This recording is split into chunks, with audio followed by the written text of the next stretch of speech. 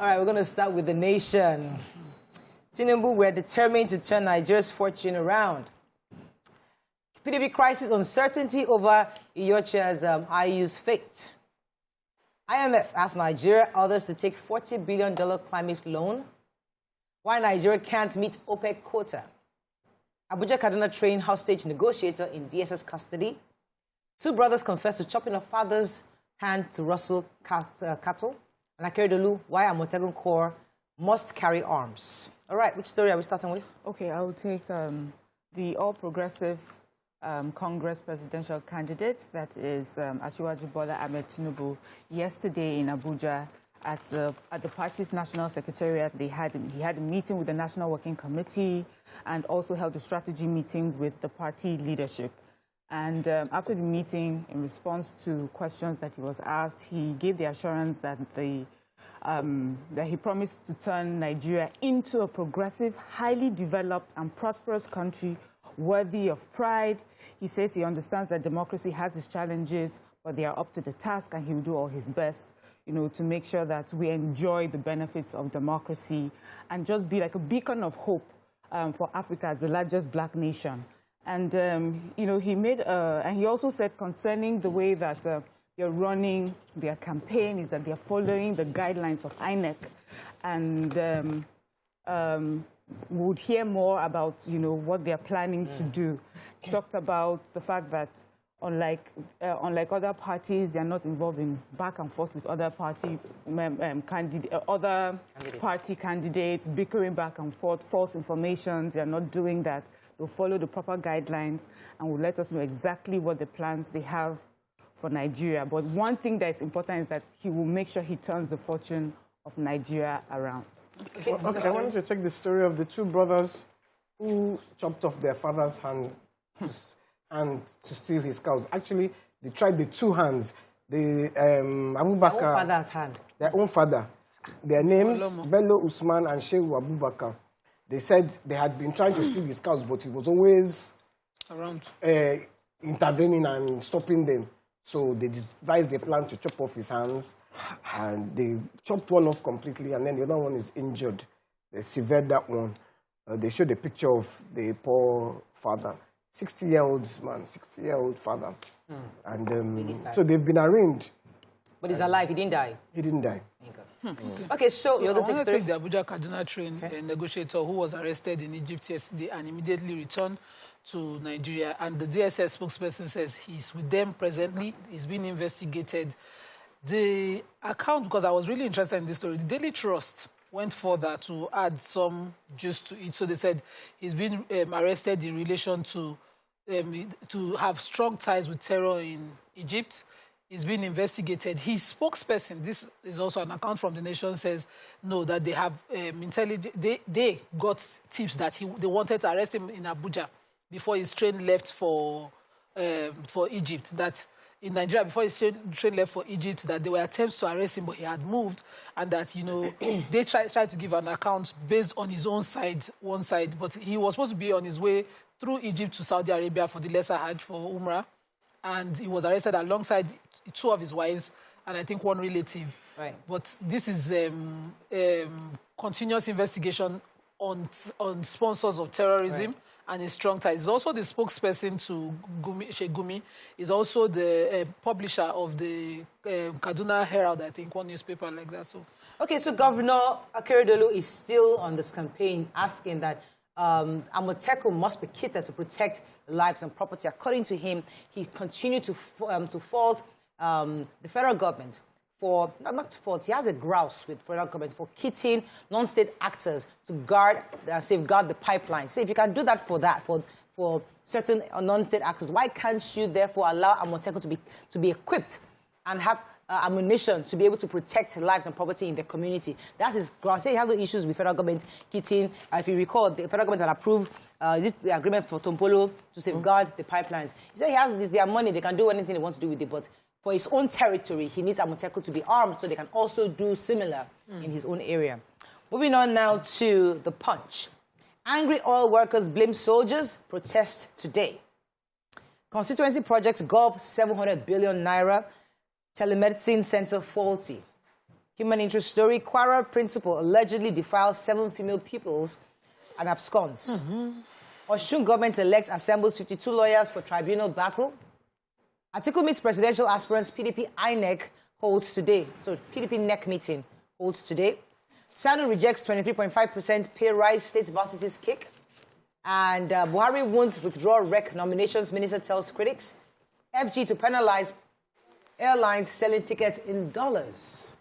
Which story are we starting with? Okay, so I think Mariam wanted to take the major headline. I thought you start with the human interest. no, I don't. Okay, anyway, let me just take the major headline. So angry oil workers are blaming the soldiers, and they are starting the protest today. So the Petroleum and Natural Gas Senior Staff Association of Nigeria, that's Pengasin, their president, in an interview with journalists in Abuja, says that they are going on, a protest because of the oil theft that's happening in the industry. He says it does not make sense. They do all the hard work of producing crude and pushing it through the pipelines, and vandals will come, break it, and siphon the crude oil. It makes no sense that they are losing so much to this theft. He says we are losing 700,000 barrels of crude oil daily. So that what they're saying is that if this is not stopped on time, they would stop production, and that would mean us losing about 700,000 barrels per day. And they blame the government because they feel that the government does not have the political will or is not interested in fighting this this criminal act. And so they're saying that they're going to protest. That's Thursday and tomorrow, and make sure that government sits up when it comes to this theft. And they also say that there's like a cartel. There are a lot of people think is that maybe just some host communities do small-time vandalism. That is a cartel. That in fact, some of them call their phones when they don't produce to say, why have you not fed this particular pipeline? Make sure you feed it. So even their lives are at risk. They are threatened by these vandals. And they say what government does is they will change the soldiers every 6 months. But they are all the security agents. Yeah. They are all in cahoots. So every time you change them, they just become, every 6 months is a cycle of new millionaires coming out. So on the INEC rec, the Minister for Information was addressing press after a FEC meeting, and he says that on the the nominated INEC recs that the President has nominated and sent to the National Assembly, the President is supposed to act on social media protests and comments. So yes, people were attacking the choice of nomination of 3 of the members of the 9 nominated candidates, and he said that the President will not withdraw them. So the way he was taken in the headline seems suggestive that he was speaking down on the people, but that wasn't what happened. He says, since the names have been nominated, let the National Assembly do the needful. If a person doesn't qualify, they are the ones who would either vote in or confirm or not confirm a person. So we should leave that to the National Assembly. Okay. I think protests should be channeled that way too. We're going to take a quick break. When we come back, we'll continue with Punch. Stay with us. We'll be right back. Thanks for staying with us. We're still reviewing Punch. YK had a human interest story. Yes, the Kwara State principal has allegedly been defiling his students. 7, according to them, 7 students have come forward. What had happened? The school is Hassanat Islamic College, and his name is Prosper. That's the only name that they gave us. His name is Prosper? The principal. Okay. His name is Prosper. And one of the students was so traumatized, she went to the teacher that this man is always defiling her. And so the teachers formed a kind of clique and then decided to investigate. And they started investigating, and then they checked their phones. He was sending WhatsApp messages to them, voice messages, telling them, oh, you are the sweetest lady. What? In fact, so I can't, the things that he wrote there, he typed in his, I can't read it here. Horrible, horrible man. Excuse me. But once the principal got wind that they are investigating, he took off. And when they called him, he says, no, they should forgive him. It's the devil, I'm sure. Of course. It's part of the grooming process, when they just send you all these messages, trying to soften you to that point. Really sad. Let me take this story. The federal government, the Honorable Minister of Aviation, Hadi Sirika, has said that they will penalize foreign airlines who are selling their tickets in dollars. If you recall, there's been an issue. A lot of airlines saying that they cancel their flights from Nigeria outward because they are unable to repatriate their dollars back to their country. we're having dollar issues, obviously. So the minister was saying specifically, let me read his words, says that what's reaching, whenever it just disappears, reaching us to us that some airlines are refusing to sell tickets in Naira. That is a violation of our local laws. They will not be allowed. The high and mighty amongst them will be sanctioned if they are caught doing that. So, yes, it's against our laws for you to sell dollars. But the question of why are these airlines unable to get their money back to the country is yet to be answered. We know the issues, but some airlines are now using it to sell their tickets in dollars, so they don't have to worry about repatriating any money back to their country. I mean, it's quite sad that we've come to this point, but they shouldn't break the laws to their own benefit, the Nigerian laws to their own benefit. Yeah, but what is even surprising me is the way we justify something wrong. And you justify it. You can't justify, you're not paying these people their money. If you pay them their money, the issue will not arise. And then... you don't have dollar to pay them. That's the issue. Then let them collect their money in dollar. Because you and I pay for our tickets. If we want to travel, we pay for our tickets. So there is no reason that the airline should not collect his money because... They'll collect their money in Naira, but they want it in dollars. We don't have the dollars to give them right now. They can give them their money in Naira. They change it to dollar now. They're not even giving them Naira. They're not giving them Naira. This is the problem. Would the airlines collect Naira? Seriously, the international ones will not collect Naira. Money is not that valid. Nobody wants your Naira. So if you give them in Naira, they will go and change it. Where would they change it now? We have to change it for them and give it to them. Let's move on to daily stuff. We have to move on. PDP crisis, Wike Makinde blows hot. FG to descend on airlines, selling tickets in dollars. I took that already. Terrorists raise funds through non-formal transactions, reveals DSS. Brain drain, government warns young doctors. ASU, no going back on no work, no pay policy, says federal government. Anglican primate cautions against religious and ethnic politics. FEC approves 829 million naira for road linking Anambra, Enugu State, Basa with Kuwait. And Tinubu dismisses Obi Atiku as threats, says no rift with Adamu. Okay, which story are we starting with? In PDP, in Daily Sun. Can I take the terrorism story? So the yes, of course, DSS again was speaking on how terrorism is being funded in Nigeria, and they talked about how it is not the conventional ways that we would look forward to. They are using non-conventional means to fund terrorism, and it was at an event that the spokesperson for the DSS was speaking on how the funding is happening. I think we would quickly link it with the story I took earlier on, the arrest of the negotiator. So now they take monies in Nigeria and they spend these monies unconventionally through means that will feel untraceable. So I think they're doing the right thing. I can't find the story picture, so all my details are okay, why can't I wanted to take the federal government has reminded the medical doctors seeking greener pastures abroad that it's not a bed of roses and that the Nigerian government has done a lot for them and has sponsored their education. The head of the civil service, Dr. Folashade Yemi Eson, said, gave the warning at the Nigerian Medical Association's to the Nigerian Medical Association, telling them to tell their doctors that it's not a bed of roses out there. And because we are struggling to go abroad, they now pay, they don't give you your own worth. Because there are too many Nigerian doctors, so they're just undermining Nigerian doctors with their pay. And I do agree with her, because the Nigerian government has paid for your education. I think the least you could do is serve. But if we serve, that's another hot topic. If we serve, how are we being compensated for our service? That's the real issue. And do we have the right equipment to help us function optimally? That's another problem. So what should we do? Start with students' loans then? As you I said, pay for your education yourself. I have always said... So you can do what you want when you go. Nigerians don't want to do that. They just don't want to do that. They don't want to do that. They like freebies, want to give. Subsidy, we like them to give. Pay subsidy for us, everything. While the whole world is paying this amount, we don't like that. We don't like to. We like to be pampered. Anyway, it's only Nigeria. I don't maybe Ghana. I don't know. Education is so free. We subsidize education.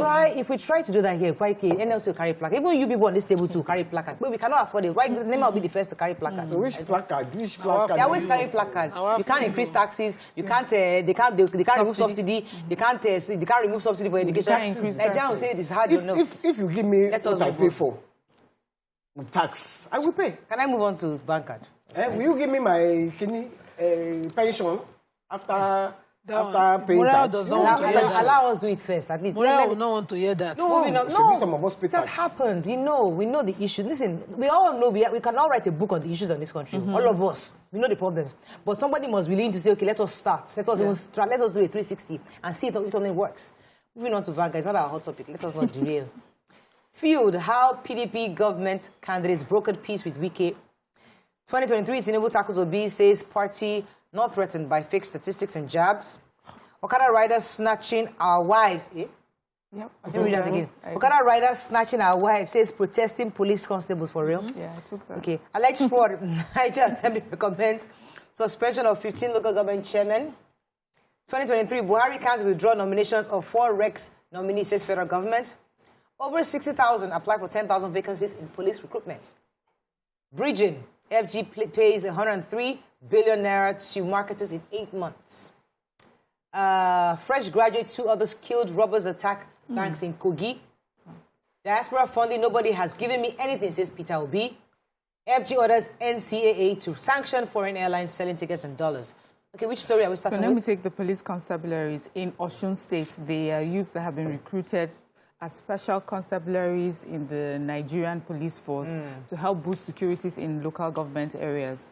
And they said that they have been working, and in 18 months they haven't been paid shishi. And so they were out on the streets protesting. And they said it's so bad that even Okada men are now sleeping with their wives, meaning they are unable to provide for their wives, that the Okada men who maybe the littlest amount of money have taken their wives over. See how they belittle women? Like it's about who can buy you. I mean, it's like it's really. I hate that narrative. What are you trying to say? Yes, that's one. But also, what they are trying to say is that this is our job to take care of our wives, and now someone else is doing that. But say it. I understand what you mean. Okay. You want to take what the... Yeah, let me just finish. Okay, so So they went on this protest, and they said that even in the 18 months that they haven't been paid, they've done their work diligently, that even 3 of them have lost their lives in the course of this job, and, nothing has been given to them. The commissioner for police responded to them and said that they're embarrassing the force, that there are different ways that they would have addressed these issues, and they followed, but by coming out on the streets and protesting, but they will see to it, that whatever their grounds is, yes, they would listen to them. It says you are disturbing public peace with your protest. Okay. As far as you are wearing this uniform, we expect you to maintain high discipline as a force man and be hungry, Abi. Okay, so the robbery that happened in Kogi on Tuesday, robbers attacked 2 banks in Kogi State. On their way before the attack, they arrived in 3 vehicles and others on bikes. It happened in Ankpa, local council area of Kogi State, and 3 people were shot. A young lady, a young graduate, ready for service, and 3 others were killed by stray bullets, of course. They attacked the police station first before they went on to attack the banks. And, killing like that just happened. Consequent upon that, other banks closed quickly and shut down. I hope that this robbery, of course, aided with CCTV evidence of the attacks will be easy to solve. Yes.